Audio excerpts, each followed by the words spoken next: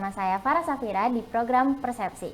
Nah, di program Persepsi ini tuh kita memberikan informasi-informasi menarik dan keren yang mengenai masalah-masalah kampus ataupun isu-isu terkini yang ada di kampus. Nah, dalam kesempatan kali ini, di episode pertama program Persepsi ini, kita udah kedatangan tamu yang spesial dan keren banget nih teman-teman. Yaitu dari program Studi Kesehatan Masyarakat, yaitu ada Pak Asep Dian Abdillah. Nah, halo Bapak, bagaimana kabarnya? Halo, Assalamualaikum. Waalaikumsalam. Alhamdulillah kabarnya sehat. Gimana, Neng? Alhamdulillah sehat juga, sehat Pak. Ya, Alhamdulillah. Gimana ya. nih Pak kesibukan Bapak akhir-akhir ini? Kalau kesibukan hari ini ya Alhamdulillah sibuk. Jadi sesuai dengan mengikuti program dari fakultas, dari universitas, memang kita banyak sebagai Kaprodi tentunya banyak membicarakan hal-hal yang berkaitan dengan pengembangan kampus ya, terutama pengembangan akademiknya juga, pengembangan sarana prasarana dan yang lain-lain, sehingga hari-harinya memang selain rapat tentunya di program studi, rapat di di fakultas, kadang juga di universitas ya. Itulah kira-kira kesibukan yang sekarang sibuk ya Pak. Ya lumayan lah sibuk ya, kira-kira seperti itu. Iya. Mungkin emang karena sebagai ketua program studi juga ya Pak, banyak sekali kegiatannya seperti itu. Ya, kebetulan memang Alhamdulillah dipercaya sebagai Kaprodi di Kesehatan Masyarakat, dan juga memang kesibukan lainnya sebenarnya selain di Unjani sendiri ya, di Pitkes, juga saya sebagai Sekretaris PMI Kota Cimahi, yang kegiatannya juga berkaitan dengan kemanusiaan, dan satu lagi sebagai Ketua RT. Banyak sekali ya Pak. Ini berbicara dengan yang kan saya Kesmas, jadi harus mengabdi di masyarakat. Iya, betul. Gitu. Nah, di sini kita juga mau nih berbincang-bincang sedikit nih Pak ya, mengenai sebelum mengenai masalah kampus, mungkin mahasiswa-mahasiswa yang lain juga ingin tahu nih Pak, bagaimana background Bapak gitu bisa sampai ke ketua program studi di Pitkes Unjani ini. Nah, mungkin bisa diceritain nih Pak, asal dan lahir Bapak nih dari mana kayak gitu. Ya, kalau diceritainnya panjang ya. Sekarang sudah usia menginjak hampir 50, jadi sudah cukup panjang ceritanya. Tapi kalau disingkat, jadi saya kebetulan lahir dan besarnya di Cianjur. Tepatnya di daerah Cipanas. Mungkin pernah ya tahu dengar Cipanas, Puncak kayak gitu ya. Taman Bunga Nusantara kayak gitu dah wilayah saya dulu. Di sana saya dibesarkan. SD, SMP, SMA di sana, kemudian melanjutkan kuliah, dan saya sebenarnya tidak ada background kesehatan, tapi backgroundnya adalah orang tua itu sebagai seorang petani. Jadi, tapi alhamdulillah punya kepedulian tentang pendidikan, sehingga saya disuruh untuk kuliah, kira-kira begitu. Dan memang menariknya sebenarnya, saya cita-cita dulu jadi guru. Jadi guru Pak? Ya, tapi bisa menjadi guru sejarah sebenarnya saya dulu tuh cita-cita, karena sejarah saya cukup bagus tuh waktu di SMA. Cuma kebetulan orang tua ingin jadi perawat. Jadi saya dua hal itu yang memang agak berbeda ya. Akhirnya saya pilih jadi kuliahnya di D3 Keperawatan Akper Unjani dulu, Akper Ahmad Yani ya. Gitu. Sampai beres di Akper Ahmad Yani, kemudian saya balik untuk di Cianjur, jadi di rumah sakit tuh, pernah jadi tenaga perawat di rumah sakit Cianjur, cuma tidak lama, hanya 4 bulan. Pindah ke Dustira, di Dustira juga tidak lama, hanya kuat 2 bulan. Selanjutnya kebetulan di waktu itu di Alma Mater di Akper ada penerimaan dosen sebagai CI, klinik instruktur namanya. Saya mendaftarkan diri dan masuk sebagai clinical instruktur. Perjalanannya ya dari situlah mau dimulai kira-kira untuk menjadi seorang dosen. Karena dari klinik instruktur saya masih D3, kemudian melanjutkan ke S1. S1 saya kebetulan double, jadi sarjana pendidikan di STKIP Siliwangi, dan juga di saya kuliah juga di Fakultas Kesehatan Masyarakat UIN Jakarta. Jadi dalam waktu yang sama lah. Dalam waktu yang sama, dalam kondisi yang sama, saya kuliah di 2 tempat. Dan alhamdulillah dua-duanya selesai dengan waktu yang sama. Gitu. Keren banget loh Pak. Nah dari situ sudah mulai beres kuliah itu, ternyata ada masa transisi antara dari Akper ke Stikes. Jadi ada masa transisi itu. Akper itu kan hanya akademi perawat D3 aja. Kemudian Stikes dirancang berdiri. Kebetulan saya termasuk salah satu yang ikut membantu mendirikan. Dan logonya waktu itu Stikes sebetulnya saya dengan Pak Dr. Ari yang merancang dua itu. Jadi alhamdulillah waktu itu jadi Stikes. Dan ya, waktu jadi Stikes itu salah satu program studi yang kita dirikan adalah S1 Kesmas, awalnya ya, kebidanan dan keperawatan, S1. Hanya 3 saja ya Pak? 3. 3 itu, kemudian berdirilah Stikes 2002 itu. Stikes ini berdiri, saya juga waktu itu langsung jadi Kaprodi Kesmas, karena memang kuliahnya di SKM. Jadi saya keluar, bukan keluar ya, saya tidak di keperawatan, tapi jadi di SKM, jadi di Prodi Kesmas. Jumlah siswanya waktu itu kurang lebih hanya angkatan pertama ya, 11 orang. Hanya 11 orang Pak? 11 orang, itu kelas karyawan. Nah kemudian tahun berikutnya mulai ada penambahan, karena ada kelas reguler, 21 orang. Awalnya itu yang itu ya. Kelas karyawannya sudah mulai agak banyak tuh. Nah perjalanan waktunya itu sebenarnya Kesmas ini ya, Kesmas ini perjalanannya itu memang fluktuasi mahasiswanya. Dan kemudian satu waktu memang yang paling banyak itu justru kelas karyawan. Waktu itu ya, kelas karyawan itu hampir 3 kelas. Dengan jumlah 50-50, ada kebayang ya. 150 orang 150 ya, Pak? itu yang kelas karyawannya, sementara yang regulernya kisaran hanya 30, 40, 50, kira-kira itu. Pernah mengalami masa seperti itu, kira-kira di zaman waktu itu ya. Nah, saya kebetulan jadi Kaprodi itu angkatan pertama, angkatan kedua, karena kebetulan selanjutnya saya melanjutkan kuliah. Kuliah S2. Ya itu juga menarik sebenarnya, karena kuliah saya itu kebetulan ini entah sengaja atau tidak, saya di 2 tempat. Di 2 tempat lagi Bapak? Ya. Oh, keren banget. Sebenarnya menarik ya, kebetulan saya mengambil Magister Manajemen, kemudian juga ngambil Master Hukum, jadi Master Hukum Kesehatan di Semarang. Ya, jadi 2 waktu, tapi kondisinya sih agak berbeda sedikit gitu ya waktunya. Tapi ya alhamdulillah dua-duanya juga selesai. Maka alhamdulillah hari ini saya mungkin bergelarnya sarjana pendidikan, sarjana kesehatan masyarakat, kemudian magister manajemen dan magister hukum. Banyak sekali ya Pak, keren banget. Sebenarnya ada satu lagi yang tidak selesai, magister kesehatan masyarakat. Sudah tesis tapi saya tidak selesai waktu itu sebenarnya gitu ya. Gitu. Itu juga udah keren banget ya Pak ya. Nggak semua orang bisa melakukan kuliah secara bersamaan seperti itu ya Pak? Mungkin karena gini, kalau mungkin yang lain beban ya ketika kuliah. Kalau saya itu sebenarnya refreshing. Kuliah itu adalah refreshing bagi saya sebenarnya. Jadi saya itu sangat menikmati ketika kuliah. Cuma memang di akhir biasanya karena kesibukan dan sebagainya itu yang sedikit agak lambat tapi selesai kayak gitu. Tapi sekali lagi refreshing lah. Refreshing dari kondisi di kantor. Ketika banyak tugas ya, kalau dengan kuliah kan lebih nyantai gitu, bisa bertemu dengan setiap orang lah kira-kira gitu. Oke, mungkin itu sejarah Bapak mengenai riwayat pendidikan dan riwayat pekerjaan Bapak sampai saat ini gitu ya Pak ya. Nah, memasuki pertanyaan mengenai masalah kampus nih ya Pak. Sebagai ketua program studi Kesmas ini, menurut Bapak Kesmas itu apa sih Pak gitu? Ya, pada intinya sebenarnya kalau bicara Kesmas itu berbicara tentang kesehatan secara menyeluruh ya. Karena di Kesmas ini kan seorang ahli Kesmas itu bukan hanya menjadi promotif preventif misalnya ya, memang itu kan tugas kita. Tetapi juga tidak mungkin kita bisa melakukan promotif preventif kalau kita juga tidak mengenal tentang penyakit dan sebagainya, kira-kira gitu ya. Bagaimana sejarah terjadinya penyakit, bagaimana kaitannya dengan lingkungan, bagaimana dengan misalnya dengan masalah makanan gizi dan seterusnya.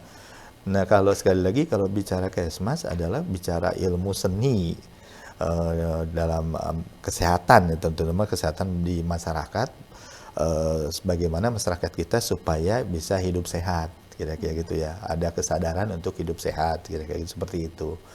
Jadi memang sekali lagi fokus utama ke promotif dan preventif.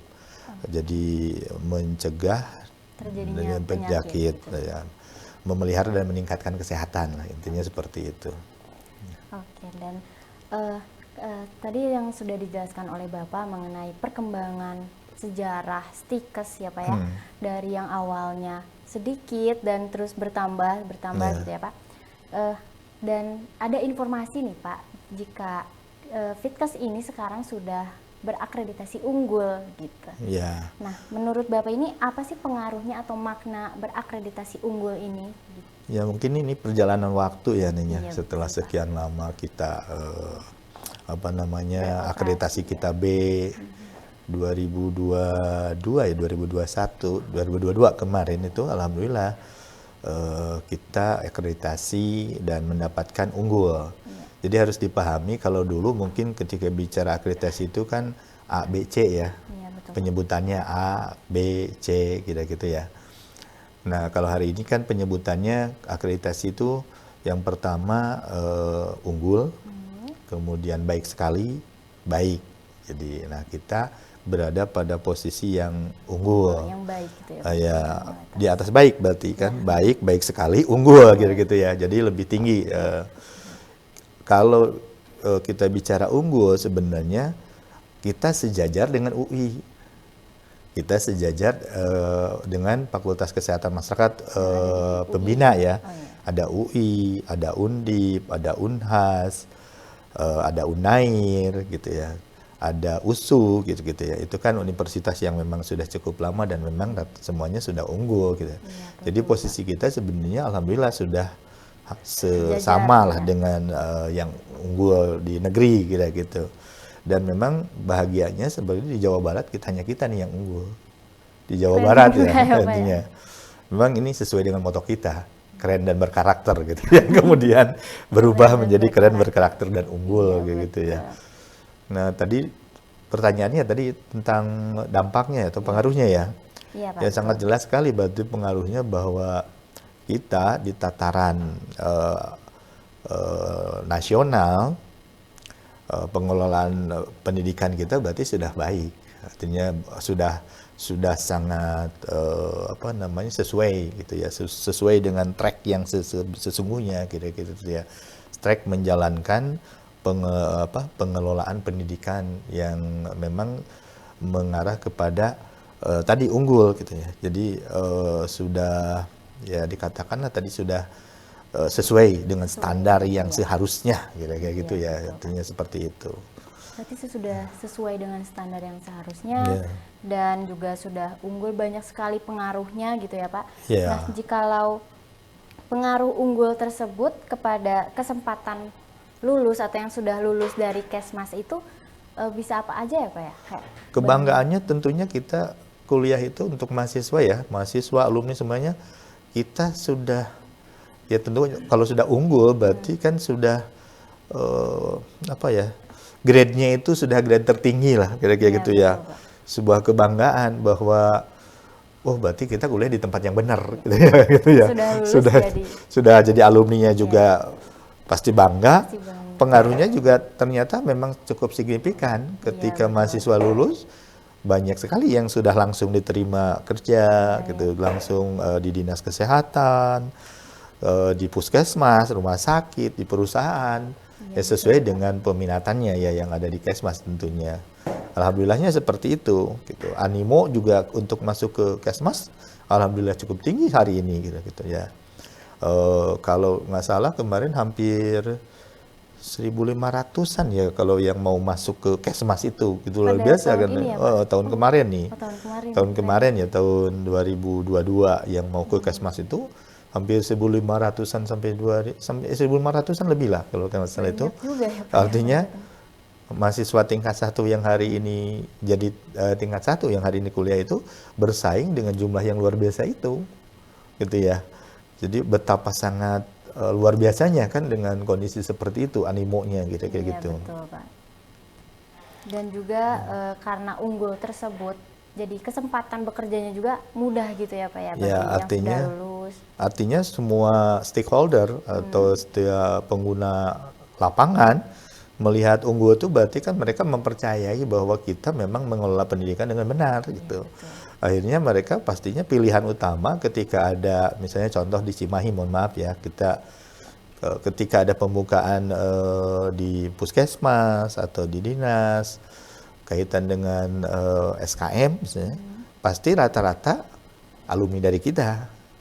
Karena tadi mereka sudah tahu seperti apa nih karakternya mahasiswa Kesmas kira-kira gitu. Betul, karena unggul tersebut. Iya, iya betul. Nah, lalu dari sebelum unggul ini atau ya Pak, perbedaan Kesmas di Stikes yang pada waktu itu dengan yang di Unjani sekarang ini, menurut Bapak bagaimana ini Pak?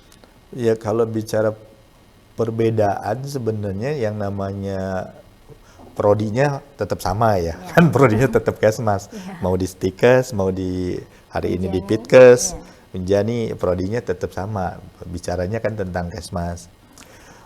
Tetapi memang kalau zaman Stikes itu kan Stikes berdiri sendiri ya, artinya lembaga pendidikan yang otonom sendiri gitu ya, walaupun sama satu yayasan dengan Unjani, tetapi kita adalah lembaga yang memang berdikari sendiri gitu ya, jadi membesarkan diri sendiri, mengelola sendiri, semuanya sendiri kira gitu. Kalau saya rasa sih waktu itu dengan sekarang kalau dalam kegiatan akademik kan sama, kalau kegiatan akademiknya ya, tapi belajar mengajarnya sama. Cuma memang kalau hari ini berarti kan yang besar itu bukan lagi akademik dan sebagainya, tetapi memang brandnya juga lebih besar. Artinya ada daya dorong yang kuat gitu ya ketika ini Unjani gitu yang sudah cukup besar kan namanya, dan cukup banyak fakultasnya, cukup banyak prodinya hari ini kan. Ini menjadi sebuah kekuatan yang besar sih untuk Kesmas sendiri ya ketika hari ini bergabung. Dan ketika hari ini Kesmas unggul di posisi Unjani, justru kita bangganya adalah lebih bangga lagi karena kita membawahi unggulnya itu di di hadapan berbagai fakultas, berbagai prodi gitu. Banyak banget gitu ya artinya. Kalau mungkin dulu hanya 11 prodi, kalau hari ini kan sudah 42 prodi ya, 10 fakultas, berarti kan sangat luar biasa gitu ya. Jadi kebanggaannya itu lebih besar gitu ya. Itu kira-kira kalau perbedaannya sendiri. Tapi sekali lagi, alhamdulillah sebenarnya kita bergabung dengan Unjani ada pengaruh signifikan terhadap animo mahasiswa, animo dari animo dari alumni sendiri. Ya sekarang gagah lah kira-kira gitu lebih gagahnya. Ini Unjani kira-kira gitu ya namanya ya, seperti itu. Banyak banget juga peran positifnya. Iya. Tapi bukan berarti yang dulu negatif ya, tidak. Karena memang waktu itu juga kita sudah cukup besar, artinya Stikes juga sudah cukup terkenal ya, karena Stikes dulu juga slogannya kan ada di mana-mana, seperti sebuah lagu lah, ada di mana-mana. Iya betul. Lalu untuk ini Pak, pertanyaan terakhir nih. Iya. Harapan Bapaknya untuk mahasiswa yang sudah lulus ataupun mahasiswa yang sedang aktif, atau pesan dan kesan Bapak buat mahasiswa yang ingin daftar di program studi Kesmas. Ya artinya gini, kalau hari ini insya Allah ya hari ini itu kita setelah gabung dengan Unjani, kita dengan gedung yang luar biasa seperti ini, kemudian dengan sarana prasarana yang ada, laboratorium yang sudah mulai kita tata, jadi untuk mahasiswa belajar mungkin nanti akan lebih variatif lagi, akan lebih semangat lagi karena bukan hanya teori tapi juga laboratoriumnya akan kita buatkan, termasuk juga salah satu medianya juga kan ini salah satu media kita, misalnya laboratorium PKIP kaitan medianya juga akan kita kuatkan kira-kira gitu ya. Jadi siswa itu hari ini ketika belajar itu dengan fasilitas yang ada hari ini rasanya harus lebih semangat gitu, harus lebih kreativitas inovasinya harus lebih tinggi lagi gitu. Sudah difasilitasi juga. Nah, bagi alumni tentu ini sebuah kebanggaan juga kan ketika hari ini gedung Pitkes Papua ya sudah baru dan sudah megah, di samping itu juga ya untuk prodinya juga Kesmas misalnya hari ini sudah unggul, jadi berlipat-lipat lah kebanggaannya harusnya ya sebagai alumni. Dan alhamdulillah ternyata bukan saja alumni, hari ini kita sangat berperan penting nih di dalam proses pembelajaran di Kesmas. Karena alumni kita hari ini sudah berdiri IKA-nya, Ikatan Keluarga Alumninya, dan sudah aktif juga dengan HIMA, bekerja sama dengan HIMA lewat program Keswar namanya. Keswar tuh Kesmas Waras. Itu programnya. Kemudian ada program sharing session ya namanya, sharing session. Ada program banyak sekali ternyata, ada alumni mengabdi. Ini kan program-program yang alumni langsung kaitannya dengan mahasiswa Kesmas sendiri. Bahkan kemarin alhamdulillah Kesmas juga ada bantuan dari mahasiswa, ada bantuan dari alumni kaitan dengan sarana prasarana. Kan ini luar biasa. Jadi inilah makna dari keluarga besar Kesmas. Ini makna dari sivitas itu gitu yang saling mendukung satu dengan yang lain.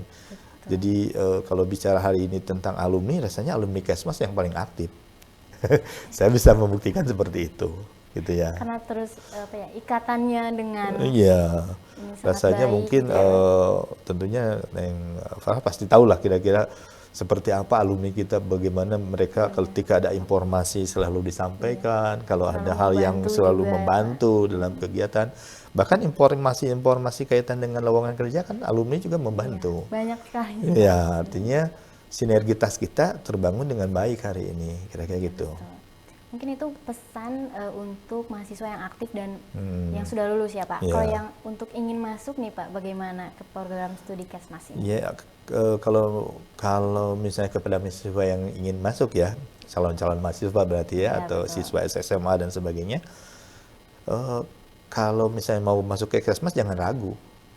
Karena apa? Sudah unggul. Iya. Masuk aja teman-teman. Itu mas, pentingnya kan. Kenapa harus ragu? Iya. Unggul itu pengakuan dari LAMPTKes. Jadi yang mengakreditasi prodi Kesmas itu nasional. Jadi bukan lokal. Jadi tidak ada istilah harus ragu. Benar nggak nih unggulnya? Iya. Ya sudah jelas kok kita nilainya juga paling bagus kita 367. Artinya sudah lebih dari standar untuk sebuah nilai program studi ya.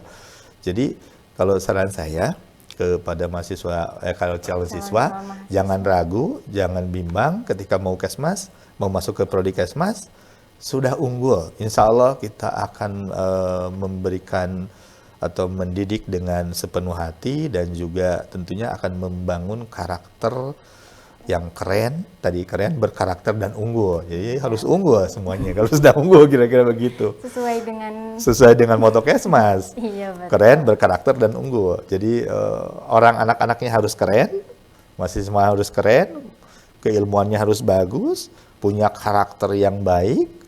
Artinya karakter yang dibangunnya adalah karakter yang disiplin, karakter yang siap belajar apapun, kayak gitu ya.